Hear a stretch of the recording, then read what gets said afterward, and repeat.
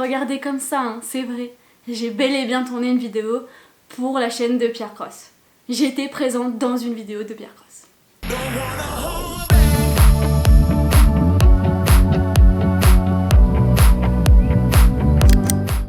Salut YouTube, comment tu vas? Aujourd'hui, je reviens pour une vidéo que je n'aurais jamais pensé tourner un jour. On passera outre le fait que je sois rouge comme une tomate parce que je viens de faire l'intro et il fait super chaud à Lyon et donc il est super chaud. Ça devrait un petit peu dérougir au long de la vidéo et encore parce que là il fait encore très chaud alors qu'hier il faisait moins 15 degrés. Bref, passons outre. Aujourd'hui je vais t'expliquer un petit peu ma journée, en tout cas la matinée que j'ai faite pour le tournage d'une vidéo pour le youtubeur Pierre Cross. Et avant toute chose, je te préconise d'aller voir la vidéo qui est sortie. J'ai pas encore de titre, je te la mettrai en petit i, puisque tu comprendras un peu mieux ce que je vais t'expliquer. Donc le concept pour les personnes qui ne veulent pas aller voir la vidéo, c'était 5 personnes, 5 gars qui devaient retrouver leur copine au milieu de 100 autres personnes. Je faisais partie de ces 100 autres personnes. Lorsque j'ai eu ma candidature de validée, j'ai reçu le planning du tournage de la vidéo. Donc à quelle heure on devait être là-bas, sur place, donc c'était en banlieue parisienne. C'était aussi comment on devait s'habiller, donc là il nous avait dit qu'on venait en tenue de civile, normale. Les contacts aussi pour au cas où on ait un problème, et je t'expliquerai après que heureusement que j'avais ce contact là. Et un peu le déroulement de la vidéo. Il y avait 4 épreuves et forcément au fur et à mesure des épreuves il y avait des filles qui étaient éliminées.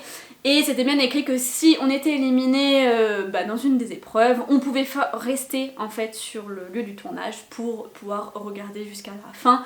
Je trouvais ça trop cool. C'est vrai que moi je m'étais dit let's go, on n'a qu'une vie, et à rentrer en fait dans un tournage d'un youtubeur qui a maintenant quelques années d'expérience quand même, je trouve ça super cool.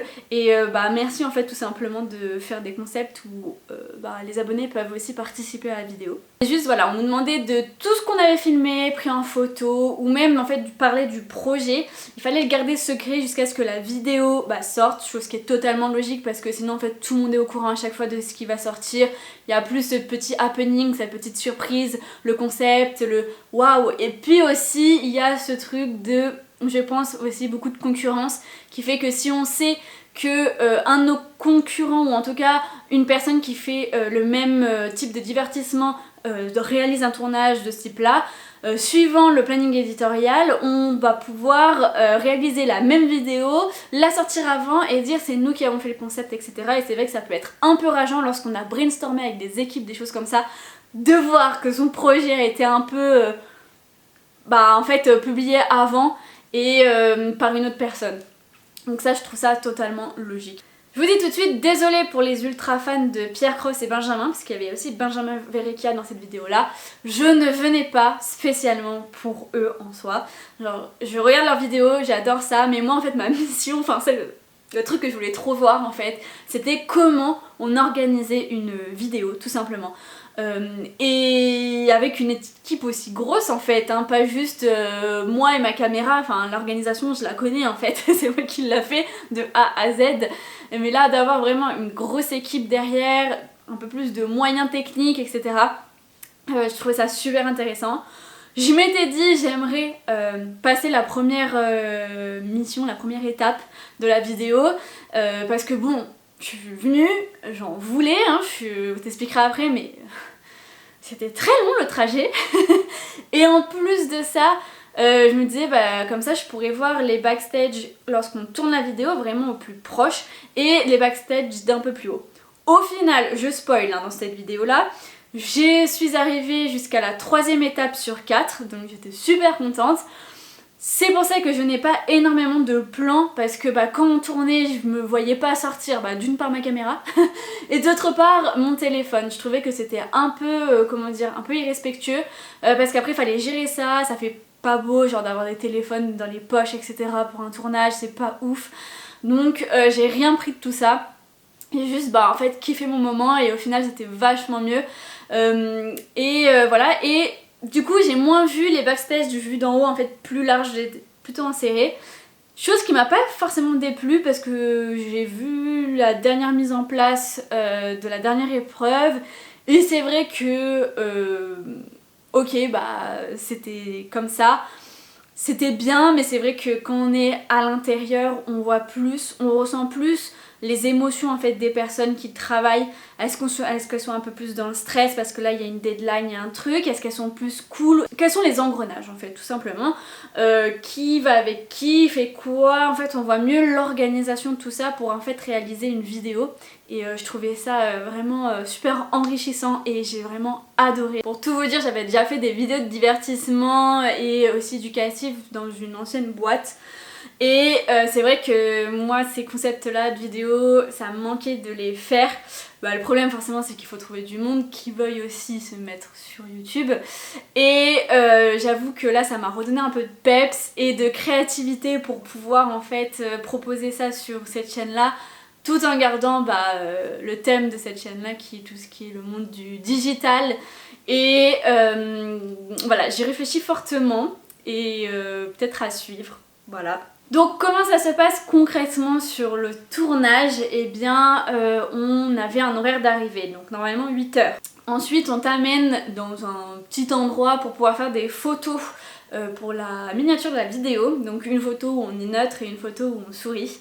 Et ensuite, eh bien c'est parti. Enfin c'est parti, Benjamin Verrecchia avait quand même 1 heure de retard. Donc en gros 2 heures de retard. Je peux pas trop lui en vouloir vu que j'étais en retard 1 heure. Et du coup, une fois que Benjamin a fait ses petites photos, etc., on a pu commencer le tournage. Et là, c'était ouf. Pour ceux qui se demanderaient s'il y a des textes à apprendre, alors pour nous, pas du tout. Et pour Benjamin et Pierre Cross, pas du tout non plus. En fait, c'est comme tout, je pense, c'est l'expérience. Si on regarde leurs vidéos il y a un moment, on doit forcément les voir peut-être un peu moins à l'aise devant la caméra. Puis au fil des temps, forcément, on a l'habitude, ça devient normal et voilà. Donc non, pas du tout, il n'y a aucun script, rien qui est écrit. Il n'y a pas, toi tu vas rester pour la deuxième, toi non, ça arrange, machin, on avait prévu ça. Pas du tout, il n'y a rien qui est prévu. C'était bien les gars qui choisissaient à chaque fois les filles. Il n'y avait pas de choses un peu forcées, pas du tout. Les 2 seules fois, ou moi en tout cas, parce que j'ai beaucoup tourné au final, enfin j'étais beaucoup dans le tournage et pas hors du tournage. Les 2 seules fois où j'ai entendu qu'il fallait refaire une prise, c'était une fois parce qu'il y a eu un petit bafouillage, je crois que c'était pour l'intro ou le début de vidéo. Donc il a refait, Pierre Cross a refait sa phrase. Et une autre fois où en fait, vu que c'était des mini-jeux, des choses comme ça, la personne en fait qui passait, donc un des gars qui passait, a parlé en fait au-dessus de Pierre Cross parce que forcément quand on est dans le jeu, on n'entend plus trop qui est-ce qui parle, ou quand, comment. Et donc à ce moment-là, ils ont dû refaire la prise pour que Pierre Cross redise sa phrase pour avoir en fait bien les 2 sons qui étaient enregistrés. Donc voilà, il n'y a vraiment rien qui est prévu. Au niveau de l'organisation aussi, on s'est vu attribuer des chiffres. Donc moi j'étais le numéro 84 pour pas qu'on nous appelle par nos prénoms puisque forcément ces personnes-là devaient retrouver leurs copines. Donc forcément si on disait là il y a machine qui arrive, forcément voilà il peut avoir des petits oublis. Là au moins il y avait les numéros pour tout le monde et surtout en plus ces numéros ils étaient là aussi pour s'organiser parce que dès qu'un garçon choisissait une fille il fallait le noter et c'était plus facile de dire ok ça c'est le numéro 84 qui vient de passer, tac, ok, pas ok et basta. Passons à la seconde partie de la vidéo et la plus importante, en tout cas je pense la plus intéressante pour certains. Comment j'ai fait pour tourner une vidéo de Pierre Cross? Et c'est tout simple, j'étais en cours de vidéo justement et la Maison Grise, donc l'entreprise de Pierre Cross, a créé un compte sur Instagram pour poster en fait tous les tournages, toutes les demandes d'abonnés de tournage. Grâce à ce compte Instagram, le premier post qu'ils ont posté c'était ça, c'était un avis pour chercher des abonnés. Et je me suis dit tu sais quoi, on est en cours de vidéo, participer, enfin en tout cas envoyer sa candidature pour une vidéo, je trouve ça logique, c'est le destin, on verra bien. Franchement j'y croyais absolument pas. Vraiment pas. Je me suis dit, je viens de Lyon, c'est loin, ça va être en banlieue parisienne. Je pense qu'ils vont privilégier des Parisiens ou des gens qui restent, qui habitent en banlieue parisienne pour être sûrs qu'ils viennent. Et au bout de, je crois que c'était, 3 jours, l'espace d'un week-end, voilà. Je reçois un mail qui me dit, ta candidature est retenue. Est-ce que tu peux me confirmer que toi, t'es ok pour venir? Et là, j'ai fait, what? J'ai eu le cœur qui palpitait, j'étais mais non mais c'est pas possible, genre j'ai pas été sélectionnée, moi je suis trop nulle au jeu, j'ai jamais gagné un jeu concours ou quoi que ce soit, et là, genre c'est ok. Bon, qu'est-ce que je fais? Je dis que bah c'est toujours ok pour moi, on me dit ok, est-ce que c'est ok pour toi de faire un test antigénique? Tout est écrit hein, de toute façon sur la fiche de base, juste il vérifie certains points. Qu'est-ce qu'il fallait donner comme données pour sa candidature? Son nom, son prénom, son âge, si on pouvait venir par nos propres moyens.